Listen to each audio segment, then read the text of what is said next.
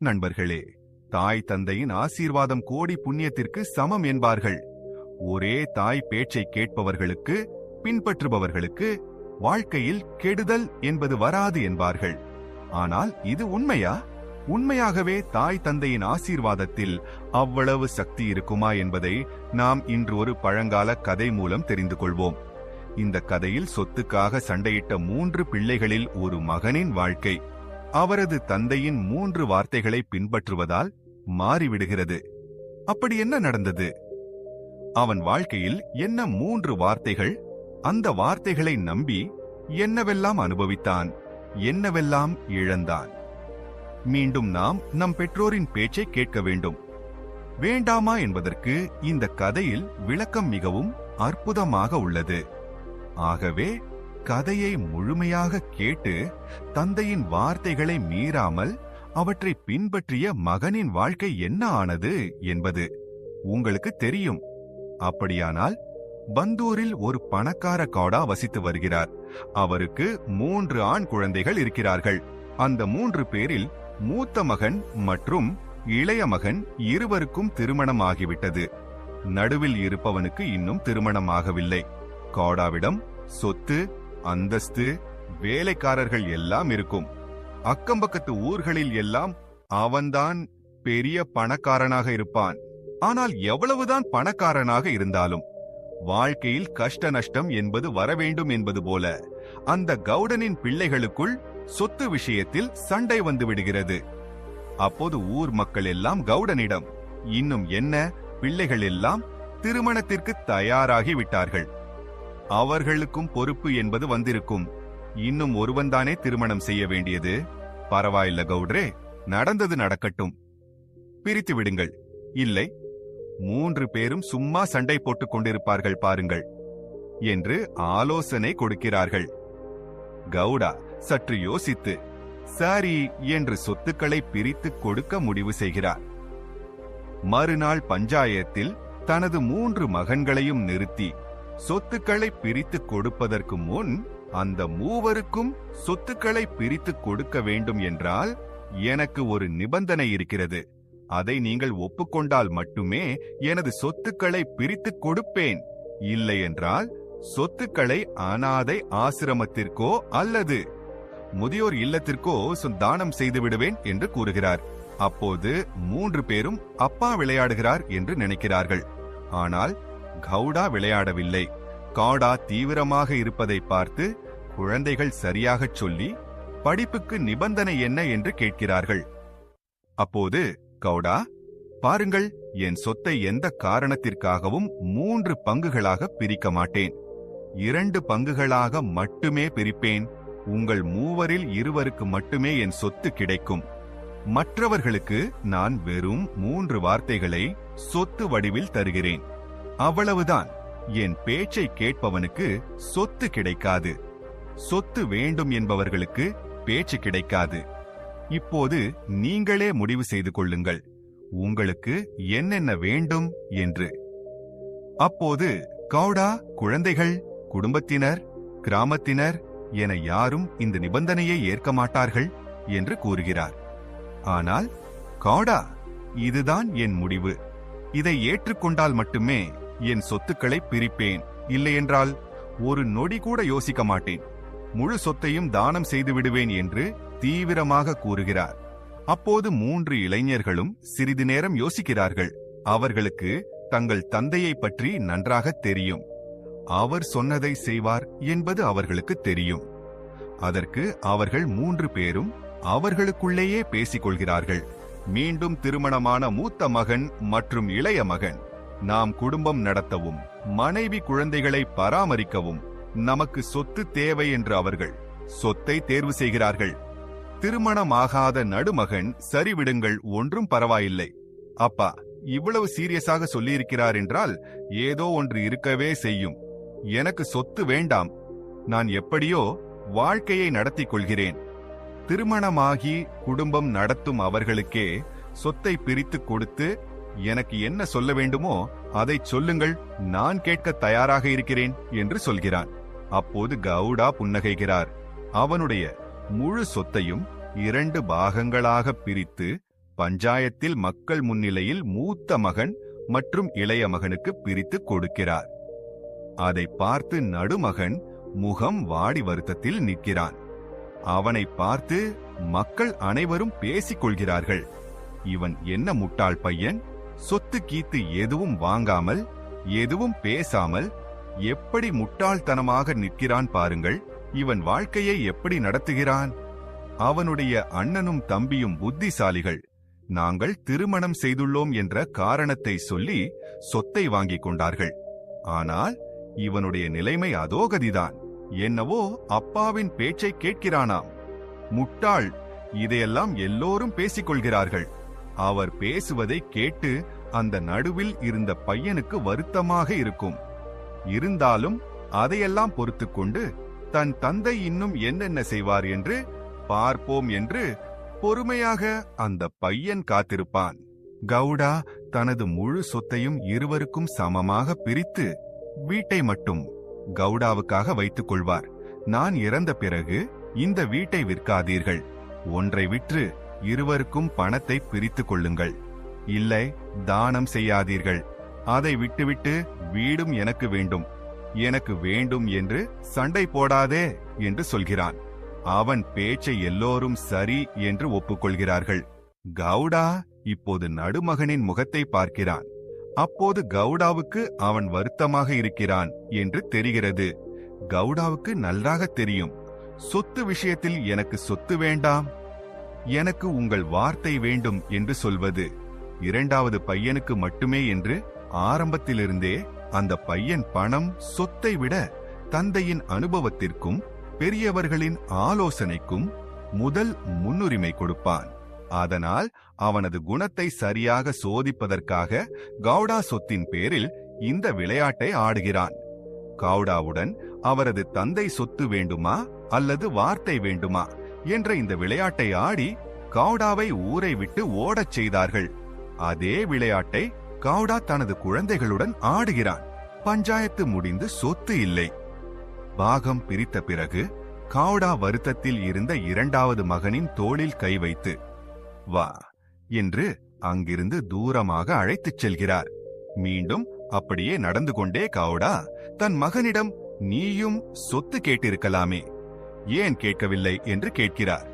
அப்போது மகன், இருக்கட்டும் அப்பா, எனக்கு நீ சொத்தை விட நீதான் முக்கியம், உன் பேச்சு, உன் அனுபவம் முக்கியம், அதனாலதான் கேட்கவில்லை என்று சொல்கிறான்.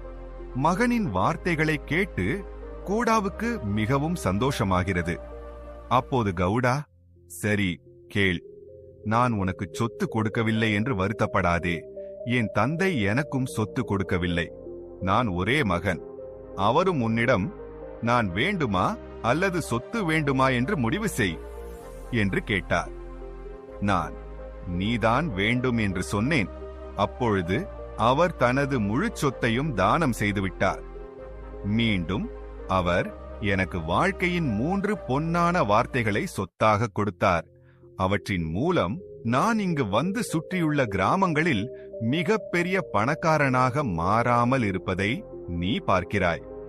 ஆனால் உன் வாழ்க்கையிலும் இப்படி நடக்கும் என்று என்னால் சொல்ல முடியாது. உன் தலைவிதியில் என்ன எழுதப்பட்டுள்ளது என்று எனக்கு தெரியவில்லை. ஆனால் இந்த வார்த்தைகள் உன்னை தேர்ந்தெடுத்தன. அதனால்தான் நான் இவற்றை உனக்கு கற்றுக் கொடுத்தேன். சரியாக கேள், நான் ஒரு முறை தான் சொல்லுவேன், மீண்டும் சொல்ல மாட்டேன் என்று அவர் கூறுகிறார். அப்போது மகன் சரி என்று தியானத்துடன் கேட்கிறான். அப்போது கவுடா, பார், முதல் விஷயம், எங்கு சென்றாலும் வழியை விட்டுவிட்டு பக்கத்தில் உட்கார்வதை வழக்கமாக்கிக்கொள் என்று சொல்கிறான். அந்த வார்த்தைகளை கேட்டு மகனுக்கு தலைக்கு ஏறிவிடுகிறது. நீங்கள் என்ன சொல்கிறீர்கள் என்று எனக்கு தெரியவில்லை அப்பா என்று அவன் சொல்கிறான். அப்போது கவுடா, நீ அதிகமாக தலையை ஓட்டாதே, நான் சொல்வதை கேள். இந்த வார்த்தைகள் உனக்கு மிகவும் தேவைப்படும் போது அப்போதுதான் உன் வாழ்க்கையில் அவை பொருந்தும் என்று சொல்கிறான். நீ அவற்றை பற்றி யோசிக்காதே, வெறுமனே கேள், அவ்வளவுதான் என்று அவன் சொல்கிறான். அப்போது மகன் சரி என்று தலையாட்டுகிறான். கவுடா மேலும் சொல்கிறான், இரண்டாவது விஷயம், எப்போதும் பெரியவர்களின் வார்த்தைகளை மீறாதே, அவர்களுக்கு முடியாது என்று ஒருபோதும் சொல்லாதே. அவர்கள் என்ன சொன்னாலும் லாப நஷ்டத்தை பற்றி யோசிக்காதே, சும்மா செய் என்று அவர்கள் சொன்ன வேலை. மூன்றாவது விஷயம், வாழ்க்கையில் ஒரே ஒரு முறை ஏதாவது ஏற்றத்தாழ்வு ஏற்பட்டு அடுத்து என்ன செய்ய வேண்டும் என்று எந்த வழியும் தெரியாத போது எதிர்காலத்தை பற்றி கவலைப்படாதே, பொறுமையாகிரு, நடப்பதெல்லாம் நல்லதுக்கு என்று அந்த நேரத்தில் ஒரு ஊமை பார்வையாளனைப் போல காத்திரு. அது ஒரு அதிசயம் நடக்கும் நேரம். அப்படிப்பட்ட நேரத்தில் நீ உணர்ச்சி வசப்பட்டு ஏதாவது தவறான முடிவை எடுத்தால் வாழ்க்கை நாசமாகிவிடும். ஆகவே அப்படிப்பட்ட நேரத்தில் பொறுமையாக இரு, அவ்வளவுதான். இதற்கு மேல் நான் எதுவும் சொல்ல மாட்டேன். இந்த வார்த்தைகளை பின்பற்றியதால் நான் இந்த உயரத்திற்கு வளர்ந்தேன். கிராமத்திலேயே மிகப்பெரிய பணக்காரனாகி சுற்றியுள்ள கிராமங்களில் எல்லாம் பிரபலமானேன். என் முழு வாழ்க்கையின் சாராம்சத்தின் வழியை உனக்கு 3 வார்த்தைகளில் சொல்லியிருக்கிறேன். இவற்றை பயன்படுத்தினால் உங்கள் வாழ்க்கை என்னவாகும், நீங்கள் எங்கு சென்று சேருவீர்கள் என்பது உங்களை பொறுத்தது. நான் இவற்றை நேர்த்தியாக பிரித்து ஒவ்வொன்றாக எளிதாக எனக்கு கற்றுக் கொடுத்திருக்கலாம். ஆனால் நான் செய்ய மாட்டேன். ஏனென்றால் பெற்றோராக இருந்தாலும் குருவாக இருந்தாலும் யாராக இருந்தாலும் மனிதர்கள் கற்றுக் கொடுக்கும் பாடத்தை விட நேரம் அல்லது வாழ்க்கை கற்றுக் கொடுக்கும் பாடம் இருக்கிறதே, அது வெறும் ஒரு பாடமாக இருக்காது. அவை அனைத்தும் ஒரு ಅದ್ಭುತಂ. ಆ ಅದ್ಭುತಗಳನ್ನ ನೀನು ಅನುಭವ ಮಾಡಲಿ ಅಂದ ಈ ತರ ನಾನು ಮಾತುಗಳನ್ನ ಒಗಟ್ಟುಗಳ ರೂಪದಲ್ಲಿ ಹೇಳ್ದಿದ್ದೀನಿ. ಹಾಗಾಗಿ ಮಗನೇ, ಈ ಮಾತುಗಳನ್ನ ಯಾವತ್ತೂ ಮರಿಬೇಡ. ನಿಮ್ಮಪ್ಪ ನಿಮಗೆ ಆಸ್ತಿ ಕೊಡಲಿಲ್ಲ ಅನ್ನೋ ಸಿಂಧೆ ಯಾವತ್ತೂ ಮಾಡಬೇಡ. ನಾನು ನಿನಗೆ ಏನು ಕೊಟ್ಟಿದ್ದೀನಿ ಅನ್ನೋದು ನಿನ್ನೆ 3 ಮಾತುಗಳನ್ನ ಅನುಭವ ಯಾವತ್ತು ಮಾಡ್ದಿವೋ ಅವತ್ತು ಗೊತ್ತಾಗತ್ತೆ ಅಂತ ಹೇಳಿ ಆ ಗೌಡವನ ಮಧ್ಯಮ ಮಗನಿಗೆ ನಿನ್ನ ಜೀವನದಲ್ಲಿ ಈ 3 ಮಾತುಗಳಿಂದ ನಿನಗೆ ಫಲ ಸಿಗಲಿ ಮತ್ತೆ ನಿನಗೆ ಒಳ್ಳೆಯದಾಗಲಿ ಅಂತ ಆಶೀರ್ವಾದ ಕೊಟ್ಟಾನೆ. ಸ್ವಲ್ಪ ದಿನಗಳ ಕಾಲ ಆ ಹುಡುಗ ಮನೆಯಲ್ಲೇ ಕಾಲಗಳಿದಾನೆ. ಅವನ ಹೆಸರು ಮನು ಆಗಿರುತ್ತೆ. 3 இல்லை. வீட்டில் உள்ள அனைவரும் அவரை அதிகாரத்தை விட்டுக் கொடுத்த முட்டாள் என்று கூறுவார்கள். ஆனால் மனு அவர்களின் பேச்சையெல்லாம் பொருட்படுத்தாமல் ஆரம்பித்து விடுவார். மறுபடியும் சில நாட்களுக்கு பிறகு மனு தன் தந்தையிடம், நான் இனி என் வாழ்க்கையை நான் பார்த்துக் கொள்கிறேன் அப்பா என்று சொல்லி அவர்களின் ஆசீர்வாதத்தை பெற்று வேலை தேடுவதற்காக ஊரை விட்டு வெளியே வேறு ஊருக்கு வருவார். அருகில் உள்ள ஊரில் அவருக்கு எந்த வேலைகளும் கிடைக்காது. அதனால் அவர் இன்னொரு ஊருக்கு செல்வார். ஆனால் அந்த ஊர் கொஞ்சம் தூரமாக இருக்கும். அவன் வழியெல்லாம் நடந்து நடந்து மிகவும் சோர்வடைந்தான். இருந்தாலும் கூடிய விரைவில் என் ஊரை அடைய வேண்டும், என்ன நடந்தாலும் பரவாயில்லை என்று சோர்வையும் களைப்பையும் பொருட்படுத்தவில்லை. சும்மா நடந்து கொண்டே இருந்தான். அப்போது சிறிது தூரம் நடந்த பிறகு அவனுக்கு அவனது தந்தையின் முதல் வார்த்தை நினைவுக்கு வந்தது. வழியை விட்டுவிட்டு பக்கத்தில் உட்கார் என்பது. அப்போதும் சிறிது யோசித்தான். என் தந்தை ஏன் இப்படி சொன்னார்? வழிவிட்டு பக்கத்தில் உட்கார் என்று என்னவாக இருக்கும்? இதன் அர்த்தம் பார்க்காதே என்று அவன் போய்க் கொண்டிருந்தான். வழிவிட்டு கொஞ்சம் பக்கத்தில் வந்து அங்கிருந்து மரத்தடியில் உட்காருகிறான். ரொம்ப நேரமாக நடந்து நடந்து நடந்து களைத்திருந்த பையன் நிழலில் உட்கார்ந்தவுடன் அவனுக்கு இருந்த உயிர் மீண்டும் வந்ததைப் போல் ஆகிறது. அவன் ஒரு நீண்ட மூச்சை விட்டு சிறிது நேரம் அங்கேயே உட்கார்ந்து களைப்பாரிக் கொள்கிறான். மீண்டும் அருகிலுள்ள மரங்களில் இருந்து பழங்களை எடுத்து வந்து பசியை போக்கிக் கொள்கிறான். சிறிது நேரம் மரத்தடியில் படுத்து ஓய்வெடுத்த பிறகு மனு மீண்டும் அடுத்த கிராமத்தை நோக்கி புறப்படுகிறான். சிறிது தூரம் சென்ற பிறகு அந்த பையன் தன் பைகளை சரிபார்க்கிறான். அவனிடம் ஒரே ஒரு தங்க முத்திரை இருக்கிறது. அடுத்த கிராமத்தில் உணவு ஏற்பாடு செய்ய அவன் வழியில் அதை பார்த்தபோது அது காணாமல் போயிருந்தது. அப்போது மனுவுக்கு சற்று பதட்டம் ஏற்பட்டது. ஐயோ, இருந்த ஒரே ஒரு முத்திரை தொலைந்து விட்டதே, இப்போது என்ன செய்வது என்று. அப்போது மனு நான் ஓய்வெடுத்துக் கொண்டிருந்த இடத்தில் ஏதாவது விழுந்திருக்கலாம் என்று மீண்டும் அந்த மரத்தருகே வந்து பார்த்தால் அந்த முத்திரை அங்கேயே கிடக்கிறது. அதை பார்த்து அவனுக்கு மிகவும் மகிழ்ச்சி ஏற்பட்டது. அப்பொழுது அவனுக்கு அவனது தந்தை சொன்ன முதல் வார்த்தை புரிந்தது. அவர்கள் ஏன் பாதையை விட்டு சற்று பக்கத்தில் உட்காரச் சொன்னார்கள் என்று அந்த வார்த்தையில் 2 அர்த்தங்கள் இருந்தன. நாம் இலக்கை அடைய புறப்படும் வழியில் நமக்கு எப்போதாவது சோர்வு ஏற்பட்டால் சிறிது நேரம் அந்த விஷயத்தை பற்றி மறந்து பக்கத்தில் உட்கார்ந்து ஓய்வெடுத்து பின்னர் முன்னேற வேண்டும். இல்லை, எவ்வளவு கஷ்டமாக இருந்தாலும் பரவாயில்லை, நாம் இலக்கை அடைய வேண்டும் என்று சும்மா பைத்தியக்காரத்தனமாக முன்னேறிக் கொண்டிருந்தால் சோர்வடைந்து கீழே விழுவது நிச்சயம். நிறைய பேர் நாம் படித்து நல்ல மதிப்பெண்கள் எடுக்க வேண்டும், ஏதாவது பெரிய பெரிய சாதனைகள் செய்ய வேண்டும். இல்லை, ஏதாவது ஒரு வேலையை எவ்வளவு கஷ்டம் ஆனாலும் பரவாயில்லை, அதை முடிந்தவரை சீக்கிரம் முடிக்க வேண்டும் என்று இடைவிடாமல் முயற்சி செய்திருப்பார்கள். அப்படிப்பட்டவர்கள் சிறிது நேரம் ஓய்வெடுத்து டென்ஷன் இல்லாமல் மனதை புத்துணர்ச்சி செய்து கொண்டு பிறகு மீண்டும் தங்கள் இலக்கை நோக்கி கவனம் செலுத்த வேண்டும் என்று அர்த்தமில்லை. தொடர்ச்சியான கடின உழைப்பால் ஆரோக்கியம் நிச்சயமாக கெட்டுவிடும். ஆகவே எல்லா விஷயத்திலும் எல்லா முயற்சியிலும் ஓய்வு முக்கியம் என்பது முதல் பொருள். 2வது பொருள், நாம் எங்காவது பயணம் செய்து கொண்டிருக்கும் பொழுது பாதையை விட்டு சற்று தூரத்தில் அமர்ந்து களைப்பாறினால் அந்த இடத்தில் நாம் எதையாவது தவறவிட்டிருந்தால், இல்லை கீழே போட்டிருந்தால் அது அங்கேயே இருக்கும். பாதையில் நடக்கும் மக்களின் கைகளில் சிக்காது. நாம் திரும்பி வந்து அங்கே தேடினால் அது நமக்கு மீண்டும் கிடைக்கும் வாய்ப்புகள் அதிகம். இந்த வார்த்தை கேட்க சிம்பிளாக இருக்கிறது. ஆனால் நாம் லிஸ்ட் எடுக்க, சாப்பிட என்று பக்கத்தில் உட்கார்ந்திருந்த இடத்தில் தவறுதலாக பர்ஸ், மொபைல், பணம் ஏதாவது கீழே போட்டுவிட்டால் மீண்டும் அந்த இடத்திற்கு வந்து தேடும்போது அந்த பொருள் நமக்கு எங்கேனும் கிடைத்தால் அப்போது ஏற்படும் சந்தோஷமே வேறு. இதேபோல் மனுவுக்கும் நடக்கும். அந்த கணத்தில் அந்த முத்திரை அவனுக்கு மிகவும் முக்கியமாக இருக்கும். மீண்டும் அவரது தந்தை சொன்ன வார்த்தையால் வீட்டிற்கு நல்லது நடக்கும். 1, அவன் களைப்பிலிருந்து மீண்டு தன்னை சரி செய்து கொண்டு பிறகு முன்னேறுகிறான். மற்றொன்று, ஒரு பாதையை விட்டு சற்று தூரத்தில் மரத்தடியில் உட்கார்ந்தால் அந்த முத்திரை மற்றவர் கைகளுக்கு செல்லாமல் அவனுக்கே திரும்ப கிடைக்கும். அந்த முத்திரையை எடுத்துக்கொண்டு அந்த பையன் தனது தந்தையிடம் முதல் வார்த்தை பலித்ததற்கு நன்றி சொல்லி அவன் அங்கிருந்து அடுத்த ஊரை நோக்கி நடக்கிறான். ஆனால் அந்த வார்த்தை பலனளிக்கவில்லை. அவன் தனது முத்திரையை கண்ட மகிழ்ச்சியில் நடந்து செல்கிறான். ஆனால் அங்கே 2 ஊர்களுக்கு செல்லும் வழி இருக்கிறது. அப்போது அவன் தான் செல்ல வேண்டிய ஊரின் வழியை விட்டுவிட்டு மற்றொரு ஊரின் பக்கம் சென்று விடுகிறான்.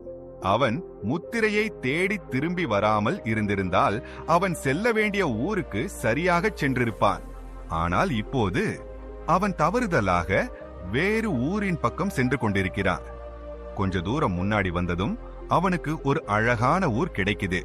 அத பார்த்து மனு அவனுக்கு அங்க ஏதாவது வேலை கிடைக்குமான்னு பார்க்கிறதுக்கு ஊருக்குள்ள போறான்.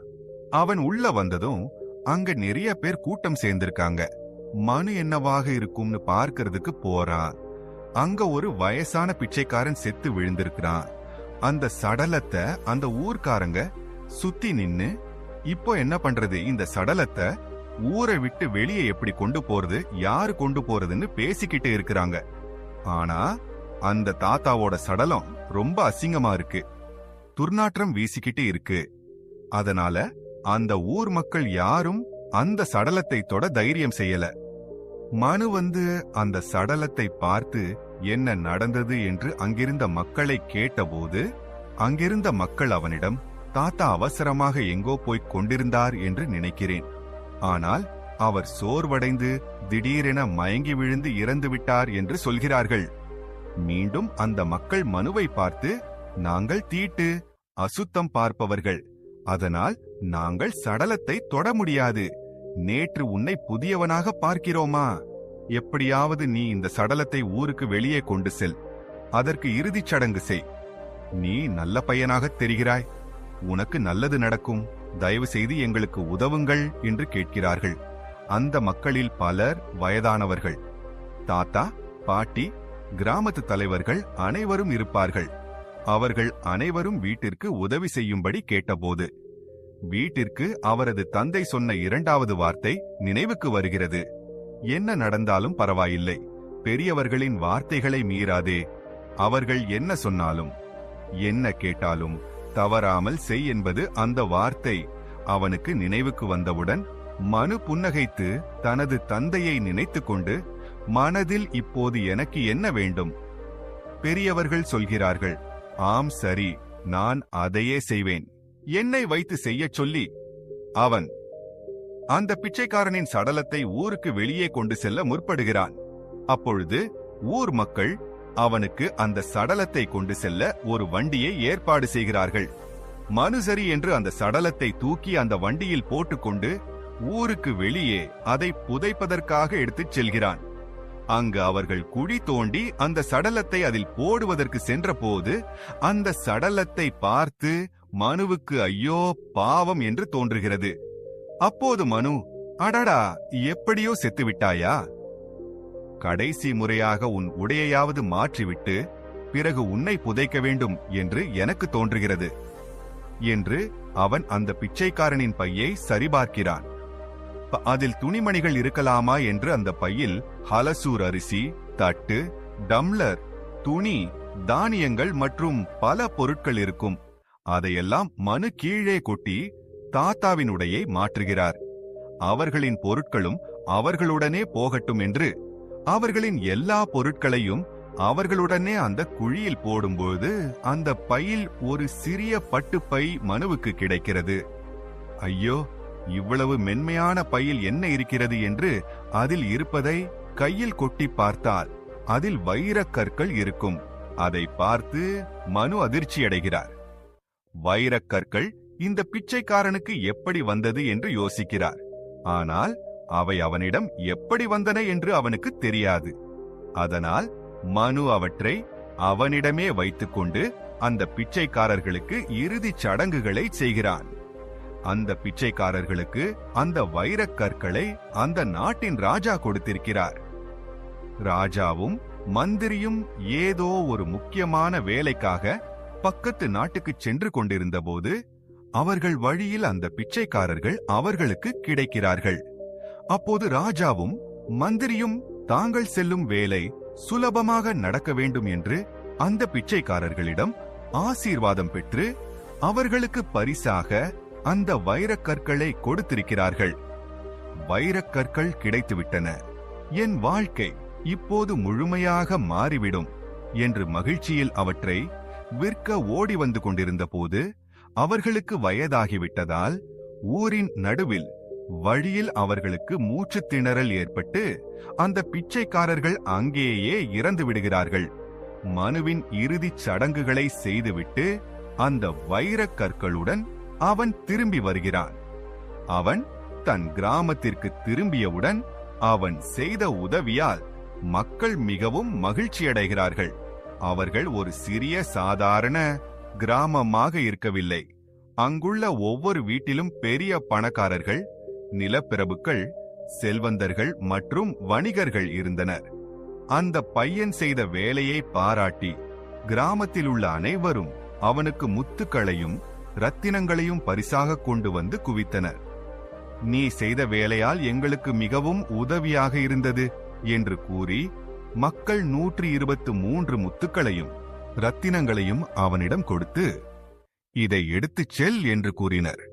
அதை பார்த்தவுடன் மனு கண் வாய் பிளந்து என்ன செய்வது என்று தெரியாமல் அதிர்ச்சியடைந்தான். அங்கு சும்மா மக்களின் முகத்தை பார்த்து நின்றுவிட்டான். அப்போது ஊர மக்கள் எல்லாம் எடுத்துக்கொள், எல்லாம் உனக்கு இருந்தது, எல்லோரும் அவரவர் தரப்பிலிருந்து உனக்கு பரிசு கொடுத்திருக்கிறார்கள் என்று அந்த முத்து ரத்தினங்களை மூட்டைகளில் நிரப்பி ஒரு வண்டியில் போட்டு வீட்டிற்கு அனுப்பி வைக்கிறார்கள். ஒரு கணத்தில் மனு வாழ்க்கையில் நடந்தது என்று அவனுக்கு தெரியவே இல்லை. அவனுக்கு ஒரே நேரத்தில் இவ்வளவு செல்வத்தை பார்த்து திகைத்துப் போயிருப்பான். அவனிடம் ஒரே நாளில் 2 மூட்டை முத்துக்களும் ரத்தினங்களும் ஒரு கைப்பிடி வைரக் கற்களும் இருக்கும். மனு அதையெல்லாம் எடுத்துக்கொண்டு அங்கிருந்து வேறு ஊருக்கு வந்து தன் வாழ்க்கையை அமைத்துக் கொள்கிறான். அவன் தன் வசமிருந்த செல்வத்தை கொண்டு சொத்துக்களையும் நிலங்களையும் வாங்குகிறான். மேலும் அவற்றை பராமரிக்க ஆட்களை நியமிக்கிறான். சில நாட்களில் அவர் அவர்களிடமிருந்த செல்வத்தை பயன்படுத்தி ஒரு பெரிய வணிகராக வளர்கிறார். மேலும் சில வருடங்களிலேயே அவரது தந்தை சம்பாதித்ததை விட 100 மடங்கு அதிக செல்வத்தை அவர் சம்பாதிக்கிறார். இப்படி இருக்க சில நாட்களுக்கு பிறகு மனோ ஊரில் இல்லை. அந்த மாநிலத்தில் ஒரு பெரிய பங்களாவை கட்டுகிறார்.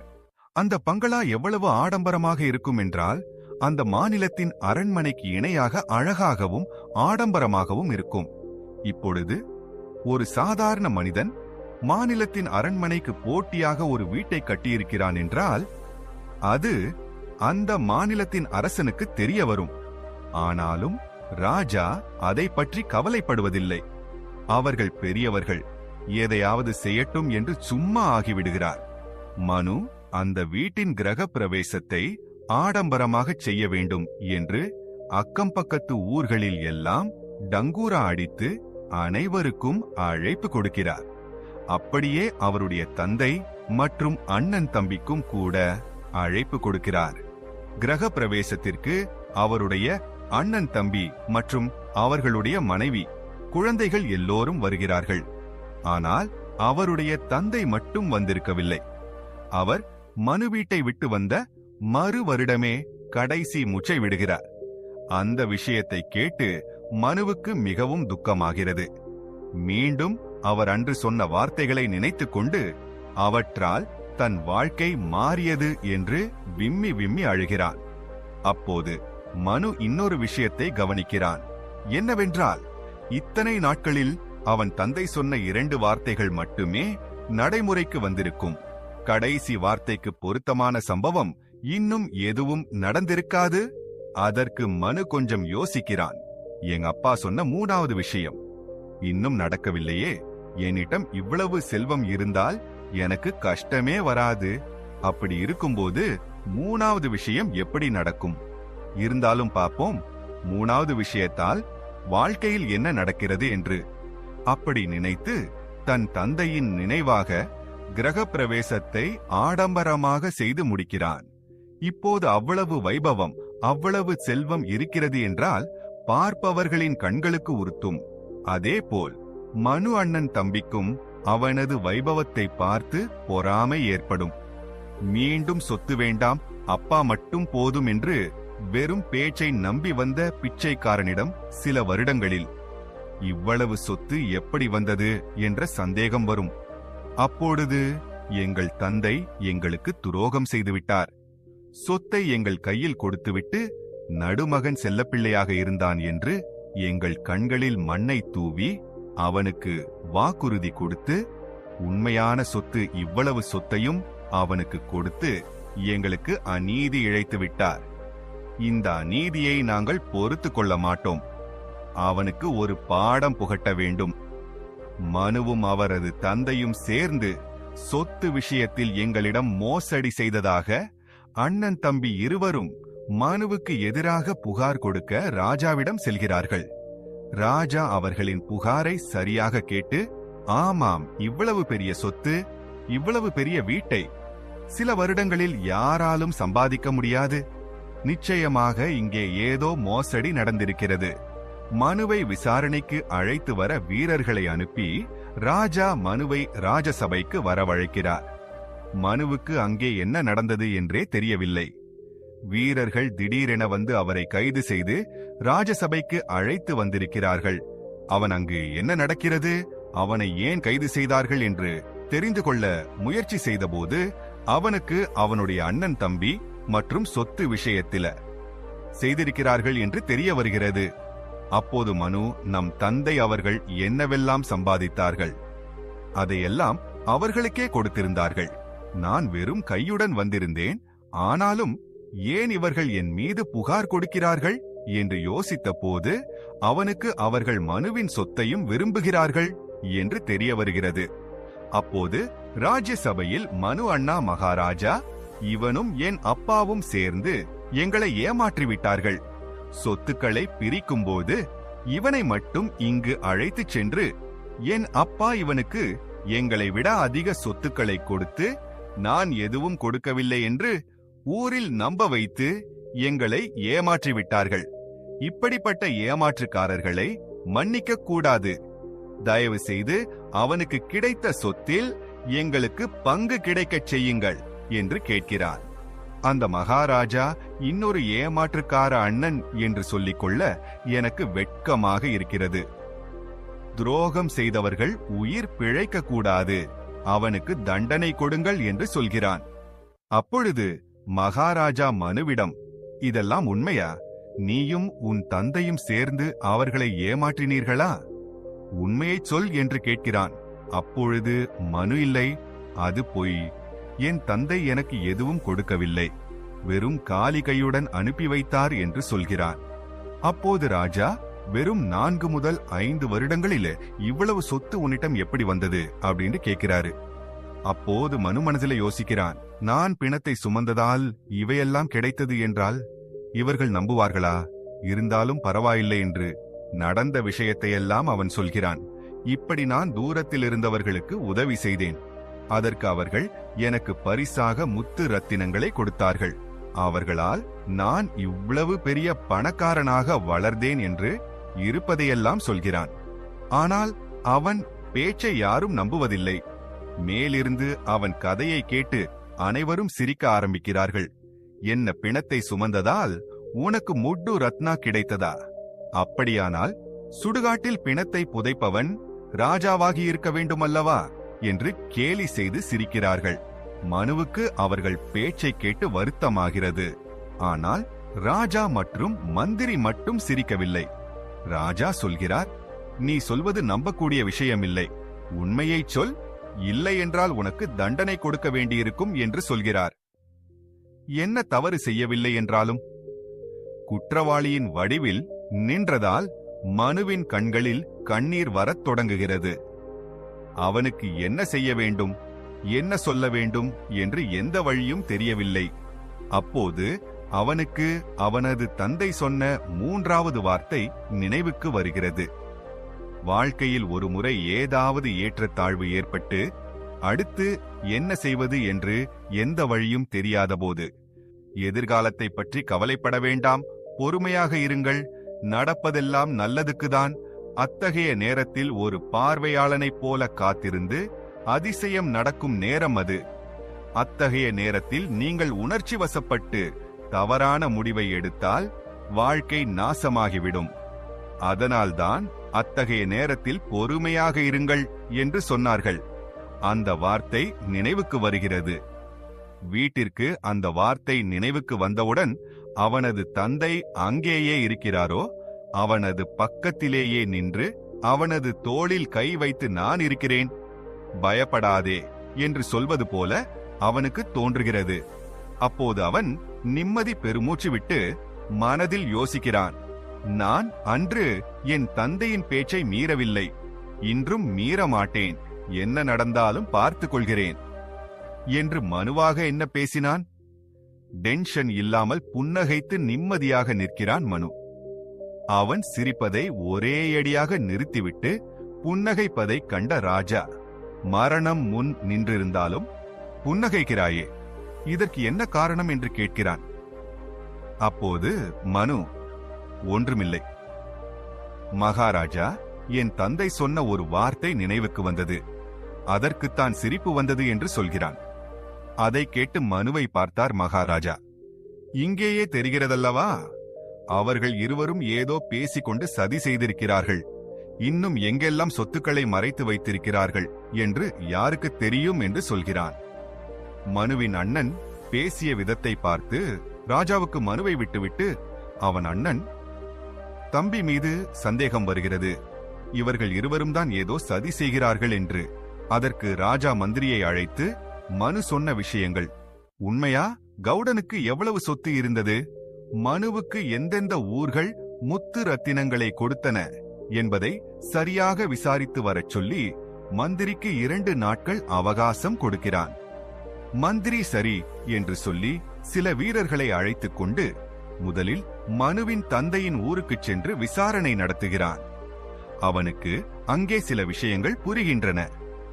கவுடா என்னவெல்லாம் சொத்து சேர்த்தாரோ அதையெல்லாம் மனுவை விட்டுவிட்டு தன் அண்ணன் தம்பிகளுக்கு மட்டுமே கொடுத்தார். மனுவுக்கு எதுவும் கொடுக்காமல் வெறும் 3 வார்த்தை பாடங்களை சொல்லி அனுப்பினார். அவனுக்கு ஒரு பைசா கூட கொடுக்கவில்லை என்பது தெரிய வருகிறது. மந்திரி பக்கத்து ஊர்களில் விசாரணை நடத்துகிறான். அப்போது அவனுக்கு அந்த பணக்கார ஊர்க்காரர்கள் முத்து ரத்தினம் கொடுத்தார்கள் அல்லவா? அந்த ஊர் அங்கே நடந்த எல்லா விஷயங்களையும் மந்திரிக்கு சொல்கிறது. அப்போது மந்திரி அந்த பிச்சைக்காரன் எப்படி இருந்தான் என்று கேட்கிறார். அப்போது அவர்கள் அந்த பிச்சைக்காரன் எப்படி இருந்தான் என்று சொல்கிறார்கள். அதை கேட்டதும் மந்திரிக்கு ஒரு விஷயம் நினைவுக்கு வருகிறது. அன்று ராஜாவும் மந்திரியும் சென்று கொண்டிருந்த போது அதே பிச்சைக்காரனுக்கு ஆசீர்வாதத்திற்கு பதிலாக வைரக் கற்களை கொடுத்தது என்பது மந்திரிக்கு நினைவுக்கு வருகிறது. அப்போது மந்திரிக்கு எல்லா விஷயங்களும் உறுதிப்படுத்தப்படுகின்றன. மனுவிடம் இவ்வளவு செல்வம் எங்கிருந்து வந்தது என்று அவன்தான் தலைவரை தாக்கியது. அதனால் அவனுக்கே கற்கள் கிடைத்திருக்கும். மேலும் பணக்கார ஊரூர் அவர்களே ஒப்புக்கொண்டிருக்கிறார்கள். நாங்களே அவனுக்கு மூட்டை மூட்டையாக முத்தார் அரிசி கொடுத்தோம் என்று எல்லா உண்மைகளும் ஆதாரங்களும் இங்கேயே இருக்கிறதே என்று மந்திரி விசாரணை எல்லாவற்றையும் முடித்தார். 2 நாட்கள் கழித்து மீண்டும் ராஜ்யசபையை கூட்டுகிறார். மீண்டும் ராஜ்யசபைக்கு முன் மந்திரி ராஜாவுக்கு ரகசியமாக நடந்த எல்லா விஷயங்களையும் சொல்கிறார். அப்போது ராஜாவுக்கு மனு மீது ஆச்சரியம் ஏற்படுகிறது. என்ன சொத்துக்கு பதிலாக வெறும் தந்தையின் வார்த்தைகளை நம்பி வெறும் கையுடன் வீட்டை விட்டு சென்றானா? என்ன ஆச்சரியமான விஷயம் இது! தாய் தந்தையின் பேச்சை கேட்கும் இத்தகைய குழந்தைகள் கிடைப்பதே அரிது. இத்தகைய நல்ல குழந்தைகள் எல்லோருக்கும் கிடைக்கட்டும் என்று ராஜா மந்திரிக்கு சொல்கிறார். மீண்டும் அவர்களின் 3 வார்த்தைகளால் அந்த பையன் அவ்வளவு தூரம் விழுந்தான் என்றால் அத்தகையவர்கள் அவனுக்கு என்ன சொல்லிக் கொடுத்திருப்பார்கள்? நான் கூட பேச்சுக்களை தெரிந்து கொள்ள வேண்டும் என்று ராஜா விரும்புகிறார். ராஜா ராஜசபைக்கு வந்து அது இது என்று நிறைய நேரம் வீணாக்க மாட்டார். அவன் தலையில் அந்த பேச்சுக்களை கேட்க வேண்டும் என்பது ஓடிக்கொண்டிருக்கும். அதற்கு விசாரணையை சீக்கிரம் முடிக்க வேண்டும் என்று மந்திரி கொண்டு வந்திருந்தார். எல்லா சாட்சியையும் அவன் முன் கொண்டு வர சொல்கிறான். மனு ஊரவர்கள் அனைவருக்கும் விஷயம் தெரிந்தது. ராஜசபைக்கு வந்து மனுவுக்கு ஆதரவாக சாட்சி சொல்கிறார்கள். மீண்டும் கவுடா சம்பாதித்த அனைத்தும் எங்களுக்கு நன்றாக தெரியும். அவர் அனைத்தையும் ஏமாற்றினார். எங்கள் கண் முன்னால் அவர் அதை இருவருக்கும் பிரித்துக் கொடுத்தார். அண்ணன் தம்பி இருவரும் பிறந்தவர்கள். அவனுக்கு எதுவும் கிடைக்கவில்லை என்று அன்று அவனுக்கு ஏதாவது கொஞ்சம் கொடுத்திருக்கலாம். ஆனால் இந்த சுயநலவாதிகள் அன்று எதுவும் பேசவில்லை. ஆனால் இப்போது அந்த பையன் வெறும் கையால் இவ்வளவு செல்வத்தை சம்பாதித்ததை பார்த்து அவர்களுக்கு பொறாமை ஏற்படுகிறது என்று கிராம மக்கள் அனைவரும் அவனுக்கு ஆதரவாக சாட்சி கூறுகிறார்கள். அந்த பணக்காரரும் இன்று நாங்கள்தான் வீட்டிற்கு முத்துக்களையும் ரத்தினங்களையும் கொடுத்தோம் என்று ராஜாவிடம் ஒப்புக்கொள்கிறார். மீண்டும் மந்திரி ராஜாவுக்கு வைரக் கற்களை பற்றியும் சொல்கிறார். அப்போது ராஜா தனக்கு கிடைத்தது தனது பங்குதான் என்று சொல்கிறார். ராஜாவுக்கு இப்பொழுது எல்லா விஷயங்களும் உறுதியாகின்றன. மீண்டும் பொய் சொல்லிக் கொண்டிருப்பது மனு அல்ல, அவரது அண்ணன் தம்பி என்பது தெரிய வருகிறது. அதற்கு ராஜா மனுவின் அண்ணன் தம்பிக்கு மனுவின் மீது தவறை ஒப்புக்கொண்டு அதை சுமத்தியதற்காக தண்டனை கொடுக்கப் போகிறார். அப்போது மனு வேண்டாம் என்று ராஜாவை தடுக்கிறார். மீண்டும் அவர்களை மன்னிக்கச் சொல்கிறான். ஏனென்றால் அவர்கள் அறியாமல் தவறு செய்துவிட்டார்கள் என்று மனுவே ஒப்புக்கொள்கிறான். எப்படி இருந்தாலும் அவர்கள் என் சகோதரர்கள் அல்லவா? அவர்கள் என்னிடமிருந்து எதையாவது எதிர்பார்க்கிறார்கள். பரவாயில்லை, என்னிடம் நிறைய சொத்து இருக்கிறது, நான் அவர்களுக்கு அதிலிருந்து கொஞ்சம் கொடுக்கிறேன் என்று தனது பாதி சொத்தில் பாதியை தனது அண்ணன் மற்றும் தம்பிக்கு பிரித்துக் கொடுக்க ஒப்புக்கொள்கிறான். அவன் வார்த்தைகளை கேட்டு அவனது அண்ணனும் தம்பியும் சொத்து தேடும் முயற்சியில் விலை மதிப்பற்ற சகோதரனை இழந்தோம் என்ற தவறை உணர்ந்தனர். மனுவின் நல்ல குணத்தை பார்த்து ராஜாவுக்கு மிகவும் மகிழ்ச்சி ஏற்பட்டது. அப்பொழுது ராஜா மனுவிடம், உங்கள் தந்தை கற்றுக் கொடுத்த அந்த விலைமதிப்பற்ற வார்த்தைகளை எங்களுக்கும் கற்றுக் கொடுங்கள் என்று கேட்டார். அப்பொழுது மனு, மகாராஜா, அந்த ஞான வார்த்தைகளை நான் யாருக்கு வேண்டுமானாலும் சொல்லக்கூடாது என்று என் தந்தை சொல்லி இருக்கிறார். அவை எதுவாக இருந்தாலும் அந்த வார்த்தைகளை கடைபிடிக்கும் தகுதியான நபருக்கு மட்டுமே சொல்ல வேண்டும் என்று சொல்லியிருக்கிறார். அப்போது அவன், அரசனின் வார்த்தைகளை கேட்டு கோபம் வருகிறது என்றான். அப்போது ராஜா, அறிவு என்பது இரண்டிலும் பகிர்ந்து கொள்வதுதானே? எல்லோருக்கும் அந்த வார்த்தைகளை சொல்லிக் கொடுத்தால் நம் ராஜ்யம் இன்னும் அதிக உயரத்தை அடையாதா என்றான். நம் ராஜ்யம் இன்னும் வளராதா? ஆகவே நீயே சொல் என்று கேட்டான். அப்போது மனு புன்னகைத்து ராஜாவிடம், மகாராஜா, இதே வார்த்தையை நானும் என் தந்தையிடமும் கேட்டேன் என்றான்.